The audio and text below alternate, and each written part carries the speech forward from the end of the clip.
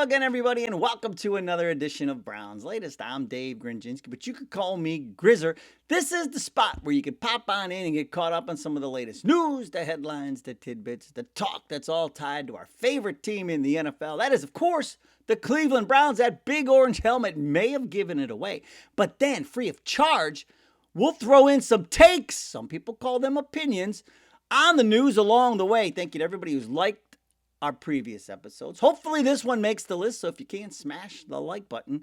If you don't mind, I appreciate it. Also, everybody who has subscribed to the channel already. We're so close to 15,000 subscribers. I think we'll get there this weekend. When we do, we'll swap out the orange quarter zip for just one show. We always do that to celebrate.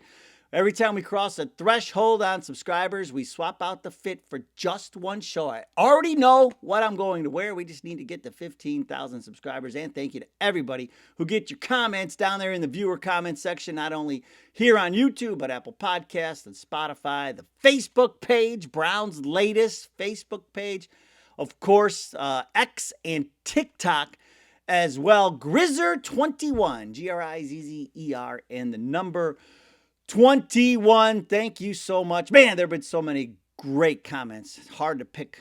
Been hard to pick this week. Now, coming up on today's show, the game against New England almost goes as expected, but Gabriel goes off and then Green grants our wish. We'll talk about what we learned from that preseason finale against the Pats, why the Browns are now in a win-win-win situation at quarterback, and in the viewer comments, Floria, I think they got your number. Remember that one? Laura Branigan? Gloria? But we got Floria.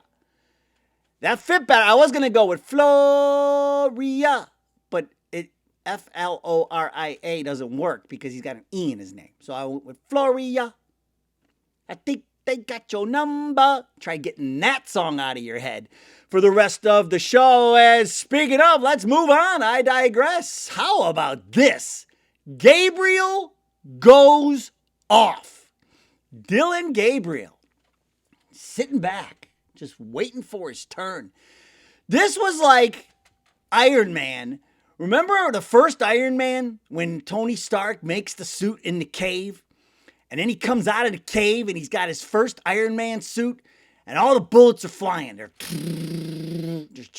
and then they run out of bullets and then he says, it's my turn. And then he lights them all up with his fire and everything. Well, Dylan Gabriel did his best impression of Iron Man in that preseason game against the Pats. He just sits here, takes all the bullets, and then he comes out of the cave and he says, now it's my turn. And he just starts going, pew, pew, pew, pew, pew, pew. Look out. Let's take a look at the stats. I mean, this was almost a perfect passer rating. His passer rating was 157.9. Perfect is 158.3. 12 of 15, 186, 3 touchdowns, 2 to Luke Florio, 1 to Amani Marshall. I mean, he was just going nuts in the first half. And, I mean, he looked poised and in control. You know, it was something else. I mean, Dylan looked really good. Now, let's keep in mind, playing against 3s and 4s, you know, some of these guys won't even be on the New England defense this year at all. But I mean, he did what he had to do.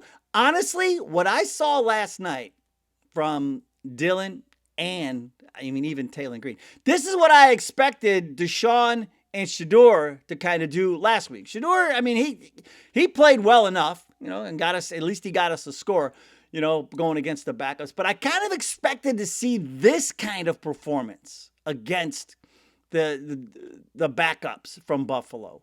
You know, and for Dylan to go out there and do this, I mean, you got to give him his flowers, man. I mean, he looked in control. Now, the one thing I will say with Dylan, and this is why I say he is not a fit for the Bunkin offense, is the run game pretty much goes out the window. With the RPOs, it is mostly PO.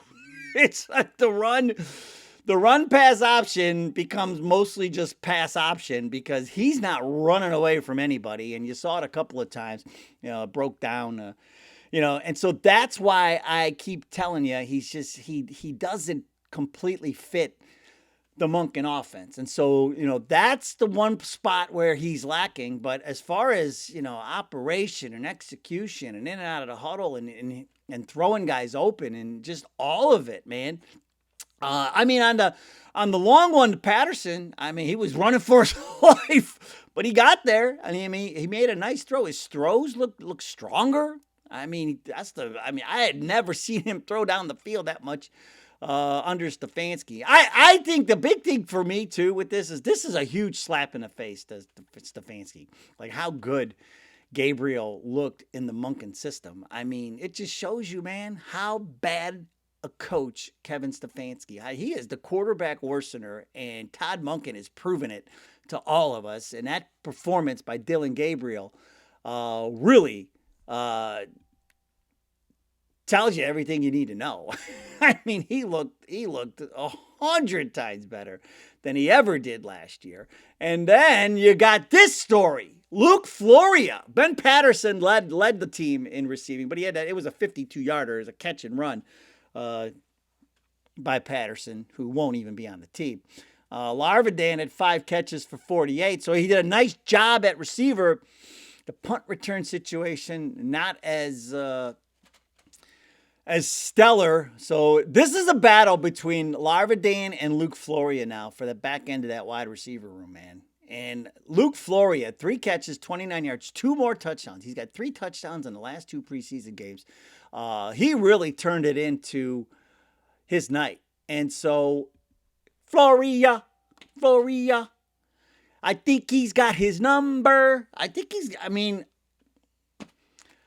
The guy is like Wes Welker 2.0. Like, how can you deny that? He just gets open and makes plays. You catches everything. And so, great night for him. Great night for Dylan. But we were done. We were not done, because in comes Lamar 2.0. Taylon Green, baby. Told you, we were jacked to see him play. And, honestly, he didn't disappoint. They didn't have him throw the ball too much. 5 of 7, 27 yards.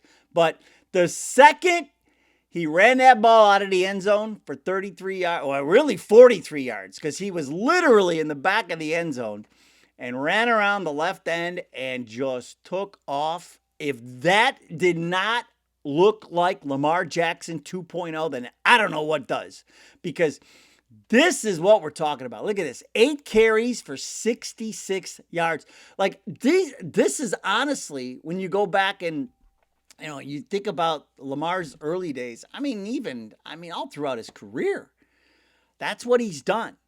But the beauty of this situation is Monken gets to work with Green from the ground floor. And so he is just, throwing the ball too.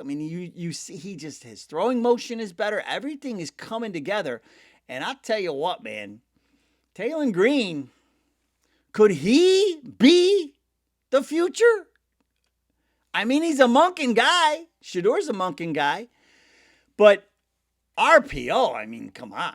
He's built for it. This is what Monken wants. And so, of all of the quarterbacks in the room, Taylon Green, oh my goodness. He runs like, it's like a gazelle out there. It's like a deer. It's hard because those long strides, and he's so big. He'll be able to truck some corners, and so it just turned out to be just a fun night to see Green's dual threat, to see Dylan, have a good night. It's just been so frustrating these last couple of years, and the struggle and everything, and the coaching and everything, and then everything that's been going on, and then the last week with Watson and all that stuff. It was just a fun night. The Browns the win 37-13, like that's nice, but it was a fun night, and to see to finally get from your quarterbacks what you expect to see from your quarterbacks, and for it all to kind of come together before the last game. And yes, I know They're playing against guys who probably be working at car washes and gas stations next year. But, Deshaun Watson had the same shot in that third quarter last week against Buffalo. It didn't go so well. But here's the thing. Here's what I would take away from everything we have seen, especially in this New England preseason game. What I would say is this. This is all the more reason to trust in Monken, because look at what he's done with Dylan Gabriel in such a short time. Look at what he's done with Taylor Green in such a short time. Taking these guys and molding them into, honestly, they look like they belong in the NFL quarterbacks. I mean, Todd Monken has done that. Last year, Dylan Gabriel looked like a complete mess under Stefanski. But in comes Monken, and so this is why you trust in Monken, because we already know Shedeur has improved under the tutelage of Monken. So could Kevin Stefanski have been the problem all along with Deshaun Watson? Could Deshaun Watson, now that he's got the booing out of his head and he got the whole thing with the fans off of his chest and all of it, could Deshaun Watson, under the tutelage of Todd Monken, after what we have seen, the improvement with Shedeur, the improvement with Dylan Gabriel, how far Taylor Green has already come, could this be the Monken miracle in the making? There's no reason not to believe it isn't after what we've seen, especially with Dylan Gabriel and what he did in this offense. If it all comes together, the Monken miracle happens. This is why, until we've got to see Watson in those regular season games, this is why you just trust in Monken. Let Monken take the wheel and let's all live there for the time being, because everyone has improved under his tutelage. And what did he say about the quarterbacks? He's like, we got a lot to talk about, because I thought they both, meaning Gabriel and Green, did some good things. I think that they played how I thought they would play. Dylan was very poised with himself, and then Taylor was going to make some splash plays, get him on the perimeter, use his athleticism, and keep working to refine his passing. And that's exactly where it is. He doesn't ask, he always sets his quarterbacks up to win. And that was his MO coming in. He plays off the strengths of his quarterbacks, and you can see that with every one of these guys. This is why it's all the more reason to trust in Monken. You have 4 guys now who, under his tutelage, have all improved. The jury's still out on Watson, because I got to see him in regular season games. But again, you got to trust in Monken, because he is always going to set up his quarterback to win. And the offense is not affected by who's in there. It adapts to the quarterback and his play calling and all of it. I mean, it was all really, really good. Now, maybe, who knows? Maybe Dylan just had some Marsmen before the game. I don't know. Maybe that was the difference. But Marsmen is the testosterone supplement. It's a support supplement, and it'll help fat burning and energy levels, all of it. I mean, you know how it is, guys. When you get into your 30s, your 40s, your testosterone levels drop. And so it's a natural supplement designed to support healthy testosterone levels, which can help your body burn fat more efficiently, and you can build lean muscle. I've been doing it now for a couple of weeks, feeling a difference, feeling my workouts. I'm feeling a little bit stronger. I'm trying to get that back a little bit, because it's hard. I mean, the dad bod, it just keeps coming on. There's no way to stop it. But you also have less cravings, which I like. Remember I told you, hey, it's Pizza Friday. I used to be a 5-piece guy. Now down to 3 after the Marsmen's help with the cravings. It's good. It's good. I'm pleased with it. But here's the thing. You can try it, and if you're not pleased with it, send it back. 90-day money-back guarantee. You could take it and be like, this is doing nothing for me. Just send it back. You'll get your money back. But here's the other thing. If you order and mention the Browns Latest podcast, go to mengotomars.com. Mengotomars.com. You'll get 50% off for life.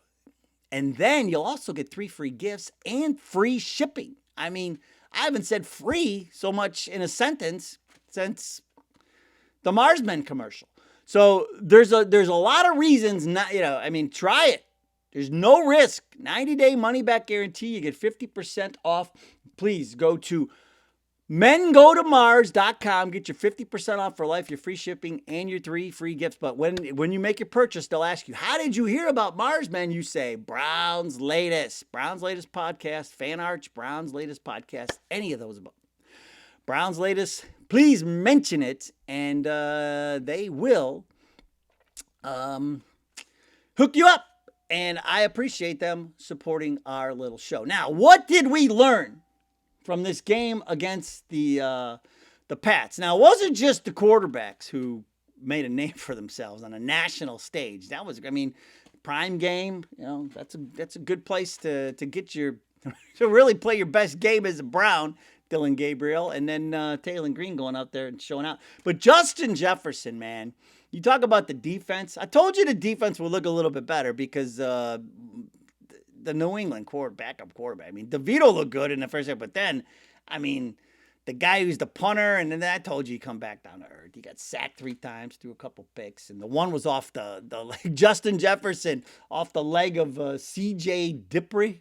And off of his heel or his calf, and but great reaction by him. But 10 tackles and a pick and a sack for Justin Jefferson. I'll tell you what, Donovan McMillan also had another good game. But I don't know, man. He's got Ronnie Hickman and Christopher Edmonds in front of him, so I don't know. Did he do enough? But it was fun to see again. Another great game out of him, but Justin Jefferson, and then the other guy, EMA. Remember Easton Mascarenas? Remember I want to call him Macarena. EMA Mascarenas Arnold, man, he's becoming a star on this team for sure. The undrafted rookie free agent who is now he's going to start alongside Quincy Williams and Carson Schwarzenegger. He had an interception too. Like it was something else to see, man. He had to pick off it was him that had to pick off the ankle. But Jefferson and EMA, man, like those are 2 stars in the making, man. Andrew Berry out of heater. The other thing we learned is the Browns are probably going to be looking for cornerbacks. They went out, they cut Tillman, which we knew, we felt that for weeks. But they did bring in Mekhi Blackman with the Colts. He's only 27, so he fits the bill for our young team. But in 14 starts, he's got in his career 14 starts, and he started 11 games for the Colts last season. So he's got some experience, and I think he'll get plugged in there right away. Could this be the Tyson Campbell find of last year? We'll see, but.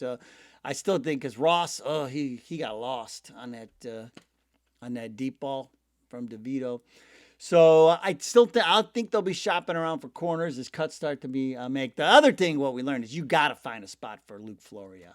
This guy, he is a fan favorite. He's from Mentor, went to Kent State. He is Wes Welker 2.0. We call him Welker, call him Edelman, call him what you want. But this guy just gets open and gets in the end zone every single time. On the depth chart, he's listed behind Boston and Larvidan. And so, Larvidan, could you get him to the practice squad? Larvidan plays well. When he's out there playing receiver, he's had a great camp at receiver, but I think they were counting on him to return some punts every once in a while, but he hasn't really taken that bull by the horns. So, you gotta come on. You cannot leave Luke Floria off of this roster, man.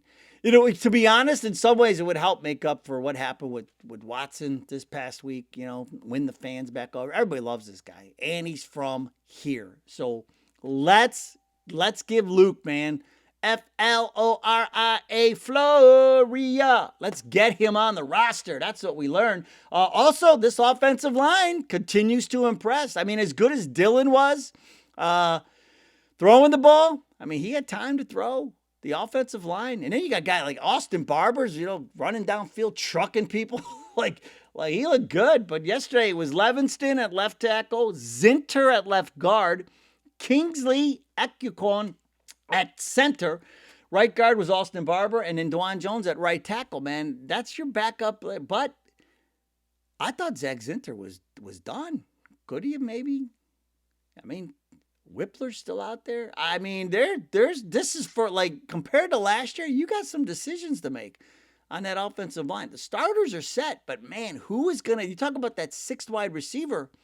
Who's gonna be that fifth offensive lineman? And so, tough decisions to be made. I'll say this too about the running back situation. The Rocket, for me, Raheem Sanders, he still hasn't really lifted off. Not for me, not just yet. But I think Amani Marshall's pass catching ability could get him a spot. Andre Schmidt's already in midseason form, 3 for 3, kicked the 47-yarder, 4 extra points. Malachi Corley, I mean, looking good as a kick returner. I think special teams overall it all looks better compared to last year. But I mean, it's hard not to do since it was so pitiful.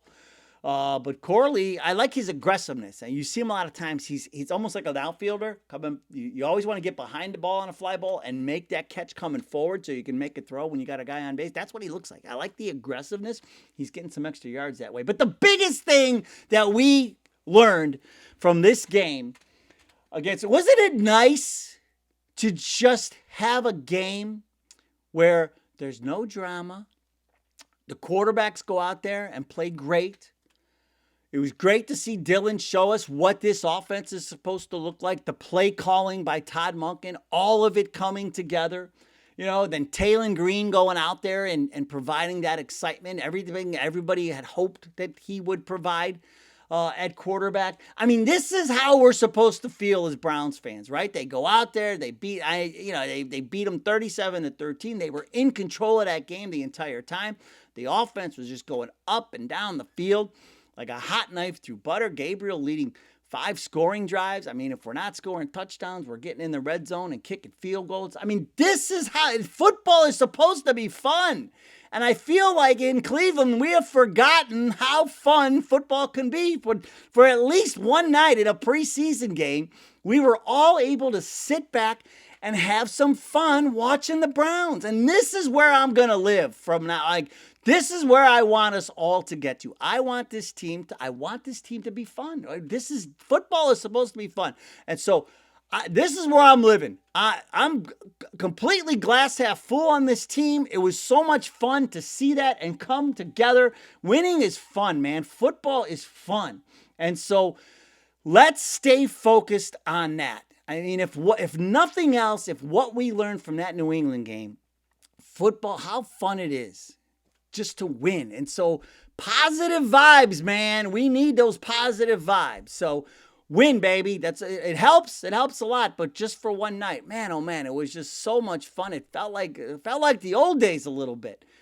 With the Browns dominating an opponent, on a national stage. There's really no reason to clown us after that game. So it was fun. It was a lot of fun. That's what I learned. Let's stay glass half full. Now, the other thing is this. The Browns are now in a win-win-win, and I would almost throw a win-win-win-win situation at quarterback. And this comes out of something from X. I keep wanting to say tweet, but it's like Burnt Out is the handle. And he threw this up there, and I know the land of small font. So here's what he wrote. He says the Browns are literally in a triple win situation now. And I said, I would argue we're in a quadruple win situation because Burnt Out said, here's your situations. Deshaun starts all year, returns to MVP form. He's the comeback player of the year. The Browns are in the playoff. All is forgiven. Now, he threw in unlikely. Okay, that's an unlikely situation. But then you have Shedeur, QB1 midseason, balls out, looks like a franchise quarterback. Browns have their cornerstone on a 5th-round contract. All the rookie wide receivers are fantastic.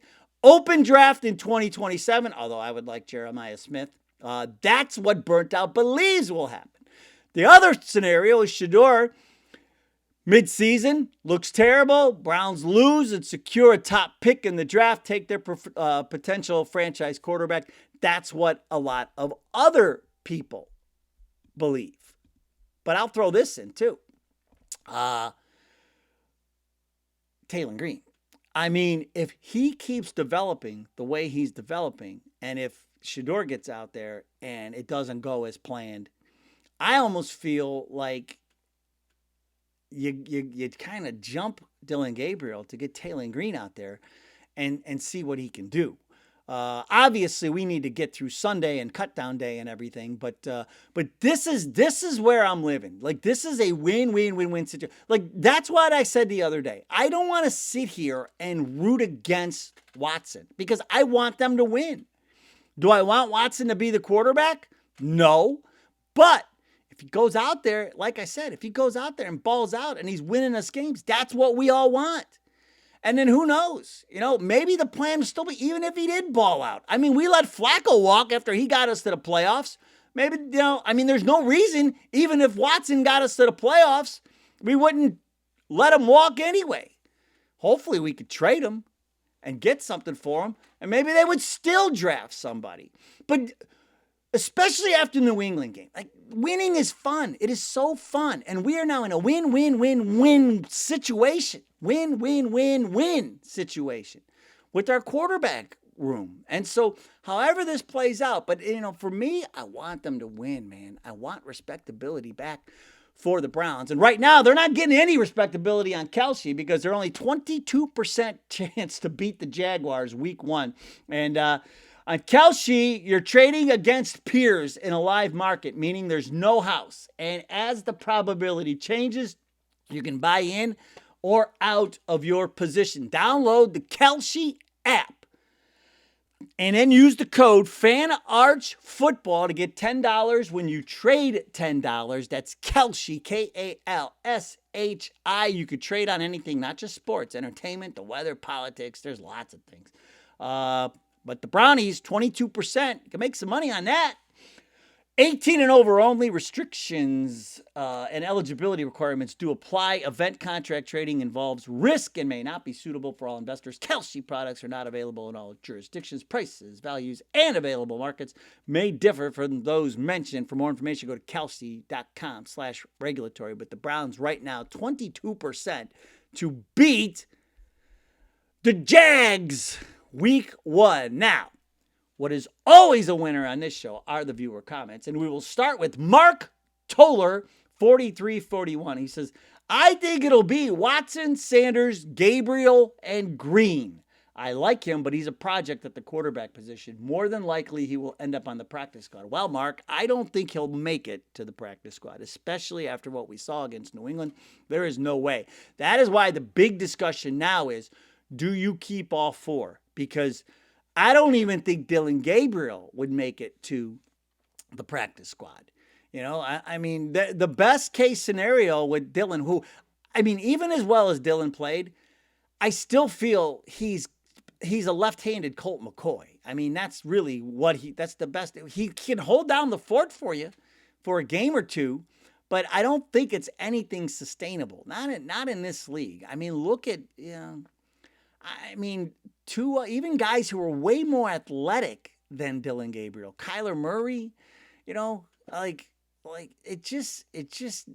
not sustainable. And so I'm glad Dylan played well. I'm glad for him. I'm glad he had his Iron Man moment. But Taylor Green is the guy that you really want to develop and see get out there. But I think there's a chance. I think Barry will be working the phones trying to get something for Gabriel. I still think that.